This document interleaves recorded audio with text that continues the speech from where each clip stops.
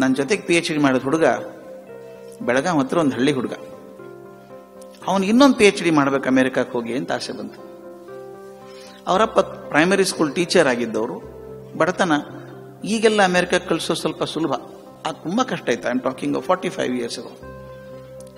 ಆಗ ಅವ್ರ ಅಪ್ಪ ಇದು ಹೊಲ ಮಾರಿ ಮಗನ ಅಮೆರಿಕಕ್ಕೆ ಕಳಿಸಿದ್ರು PhD ಮಾಡುವಂತ.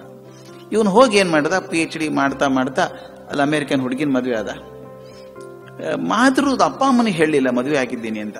ಭಯಾನೋ ಏನ್ ಹೇಳೋದು ಅನ್ನೋ ಗೊತ್ತಿಲ್ಲ, ಹೇಳಿಲ್ಲ. ನಾವೊಂದು 4-5 ಜನ ಸ್ನೇಹಿತರಿಗೆ ಗೊತ್ತಿತ್ತು ಅವ್ನು ಮದುವೆ ಆಗಿದ್ದಾನೆ ಅಂತ.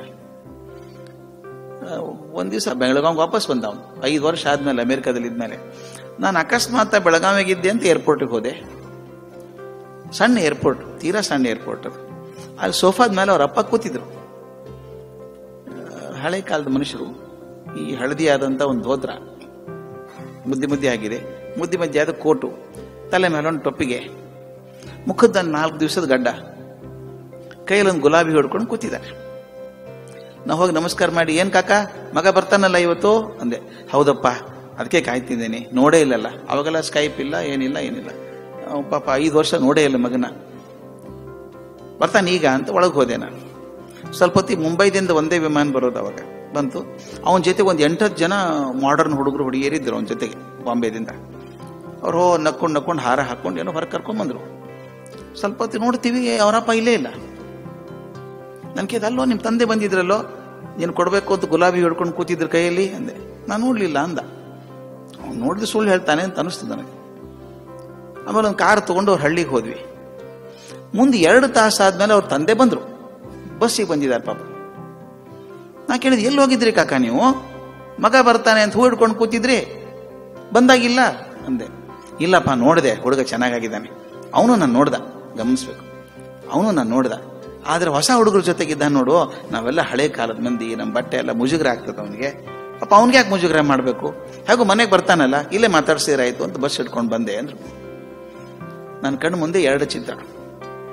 ಒಂದು 2 ಡಾಕ್ಟರೇಟ್ ಮಾಡ್ಕೊಂಡಂತ ಹುಡುಗ, ಇನ್ನೊಬ್ಬರು ಜಾಸ್ತಿ ಕಲೀಲಾರದೆ ಪ್ರೈಮರಿ ಸ್ಕೂಲ್ ಟೀಚರ್ ಆಗಿ ರಿಟೈರ್ ಆದವರು.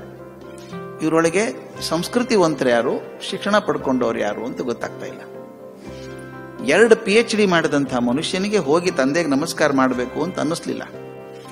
ಆದ್ರೆ ಮಗನ ಮುಖದ ಮೇಲೆ ಎಲ್ಲಿ ಬೇಜಾರಿನ ಗೆರೆ ಕಂಡಿತು ಅಂತ ಹೇಳಿ ಅವನಿಗೆ ಯಾಕೆ ಮಾಡ್ಬೇಕು ಅಂತ ಬಸ್ ಹಿಡ್ಕೊಂಡು ಮನೆಗೆ ಬಂದ್ರಲ್ಲ ಅಪ್ಪ. ನನ್ನ ಪ್ರಕಾರ ಅಪ್ಪನಿಗೆ ಸಂಸ್ಕೃತಿ ಸಿಕ್ಕಿದೆ, ಮಗನಿಗೆ ಸರ್ಟಿಫಿಕೇಟ್ ಸಿಕ್ಕಿದೆ.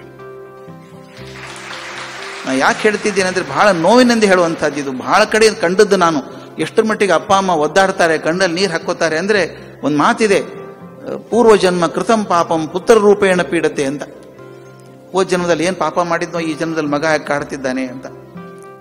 ಎಷ್ಟು ತಾನ ಕಷ್ಟಪಡಿಸ್ತೀವಿ ನಾವು ಅಂತಂದಾಗ, ಯಾವುದು ಸಂಸ್ಕೃತಿ ಅನ್ಬೇಕು ಸ್ವಾಮಿ ನಾವು? ಯಾವ ಸಂಸ್ಕೃತಿ ನಮ್ಮದು ಅಂತಂದ್ರೆ, ನನಗೆ ಜನ್ಮ ಕೊಟ್ಟಂಥವ್ರು, ನನಗೋಸ್ಕರ ಜೀವನ ಶ್ರಮಿಸಿದಂಥವ್ರು ನಮ್ಗೆ ಗೊತ್ತಿಲ್ಲ. ದಯವಿಟ್ಟು ನೆನೆಸ್ಕೊಳ್ಳಿ, ನಾವು ಹುಡುಗರಾಗಿದ್ದಾಗ ಒಂದು ಹುಳು ಇದ್ದಂಗಿದ್ವಿ. ಮಾಸ್ತಿ ಹೇಳಿದ್ ಮಾತಿದು, ಅಳೋದ್ ಬಿಟ್ರೆ ಇನ್ನೇನೂ ಬರಲ್ಲ ಅಂತ ಒಂದು ಹುಳು ಇದ್ದಂತ ಜೀವನ ಒಂದು ಮನುಷ್ಯ ಮಾಡಿ ಇರ್ತಾರಲ್ಲ ಅಪ್ಪ ಅಮ್ಮ. ನಾವು ಋಣ ತೀರ್ಸೋದು ಹೇಗೆ? ಅದಕ್ಕೆ ಋಣ ತೀರ್ಸ್ಬೇಕಾದ್ರೆ ನೀವೇನು ಕೋಟಿ ರೂಪಾಯಿ ಕೊಡ್ಬೇಕಾಗಿಲ್ಲ. ಒಂದು ಗೌರವ ತೋರಿಸಿ, ಒಂದು ಪ್ರೀತಿ ತೋರಿಸಿ, ನಿಮ್ಮಿಂದ ಏನೂ ಅಪೇಕ್ಷೆ ಮಾಡದಂತ ಜೀವಗಳು. ಅದಕ್ಕೆ ಅದು ಮಾಡೋದಾದ್ರೆ ಸಂಸ್ಕೃತಿ, ಇಲ್ಲದೆ ಹೋದ್ರೆ ಸರ್ಟಿಫಿಕೇಟ್ ಮಾತ್ರ.